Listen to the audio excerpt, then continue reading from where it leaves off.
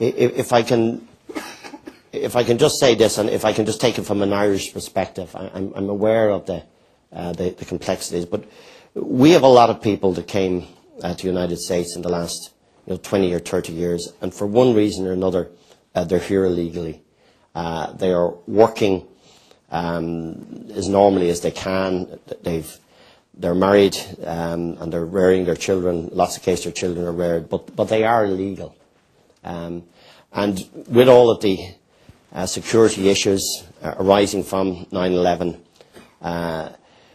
your security has got very tight on them. They can't get home now. They can't go back to funerals. They can't go back to weddings. They can't go back to family occasions. In many cases, they can't renew their driving licence. They have difficulties with insurances. I know they're illegal, but we have to try. We're not looking for an immigration bill from an Irish perspective that has belt and braces. If we could just deal with the issues of travel and work. The Senate today proposing changes to that grand compromise as new details emerge from the almost 400 pages of draft legislation. One thing is abundantly clear. For American taxpayers, this is a costly proposition. Bill Tucker has a number of the details. When senators talk about their immigration bill, they like to emphasize barriers for illegal aliens and take legal services away from America's poor. You're shortchanging them to help somebody who broke the law. You're rewarding somebody who did something wrong and punishing these people who now might not be able to get a lawyer. The bill would give illegal aliens priority over Americans in poverty. Other unmentionables include the Z visa. It's called a temporary visa, but it can be renewed indefinitely for the life of the visa holder. No other visa is so generous. All background checks on those applying for amnesty must be completed within 24 hours, although there is no justification why, and plenty of reasons to suggest that complete background checks can't be done so quickly. Gang members will be given amnesty if they renounce their gang membership. If an illegal alien is arrested in an enforcement raid and might be eligible for amnesty, the government must provide help in applying for the Z visa and release the illegal alien. This is just shocking on its face, and I think that's part of the reason why the authors of this bill have not made it public.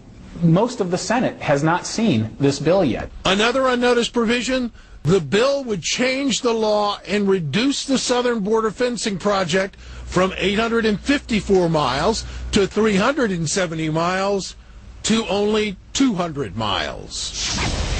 And if this bill passes, never ever should anyone who is ordered deported from this country leave, because under the bill, absconders will be eligible for amnesty.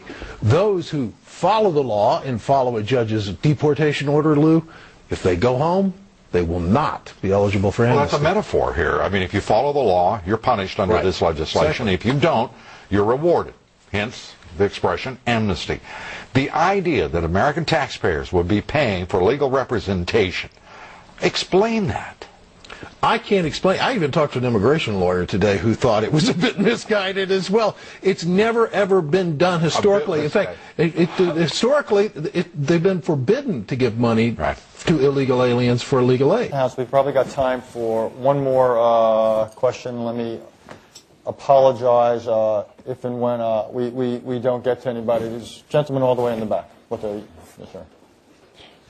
Andrzej Dobrowolski, Polish Daily News.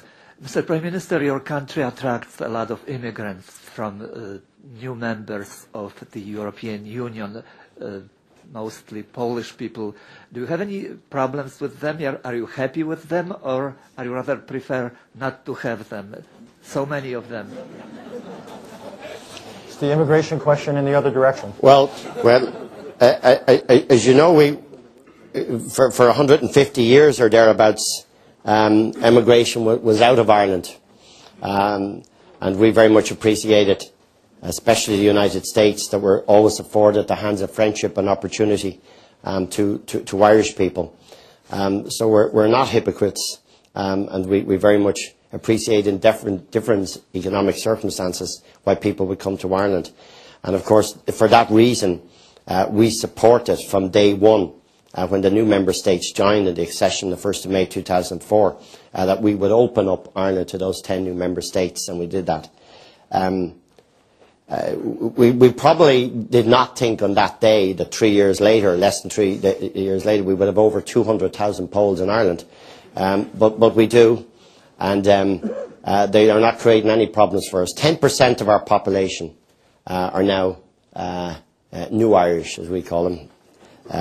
The figure 10 years ago was 1.5%. So we've gone from 1.5% to 10%. And I suppose the comparable figure, immigration to the UK was a big issue for probably 50 years. Their population, the working population, is 8%. So it's been a huge change in Ireland. But the Polish workers are great. They're excellent. They create no problems whatsoever. In fact, in my own constituency, there's a few of the Catholic churches are doing very well at the fact that they're because they're very good churchgoers and they pay up on Sunday. So, I can't think of any negative thing, but I will give that positive. I promise. Well, I think that folks probably know that I've been thinking very seriously about it, and those are the kinds of things that you do as you go along. You make adjustments as you go along, and that's what we've done. So we're on track in that. So you're a member of the Council on Foreign Relations, the same group that's forming the North American Union with Mexico and Canada, and you call yourself a conservative, sir, and we are in Texas. And I need to understand why you're a member of that and why you support the North American Union. I didn't know they were up to that. Oh, really? No, really? Right. No, don't fuss at me now. You asked me a question. Let me answer it. So you're a senator. There's several conservatives over the years that have been members of the Council on Foreign Relations. I try to learn as much as I can from all viewpoints. I have been a fellow at the American Enterprise Institute, which is one of the conservative think tanks there in town, and enjoy having intellectual exercise and discussions whether I agree with everybody or not on any particular issue. Yes, ma'am. Yes, sir. Oh, you hired? Well, Senator, don't block my shot. I'll figure it out. Sir, they're asking me to leave. You were a lobbyist for 18 years. You are not a real conservative, sir. What do you think about World Trade Center 7? It was an inside job. What do you think about Don't grab me. Why are you touching me? They want you to leave. I don't care. I will leave on my own accord. Do not touch me. I'll tell you 1 second. That's I got it. Get off of me! Get off of me! Calm down and be all right. Calm down. We'll find out what's going on. Settle down. Okay? I'm not doing anything. They have a right. Get your hands off of me, sir. I've done nothing wrong. Out here and find out what's going on. You want to find out what's going on? I've already... Down here. And thank him as well, not equally, but as well, for spending time with us today. It's been a real pleasure. Thank you, sir. Thanks, Richard.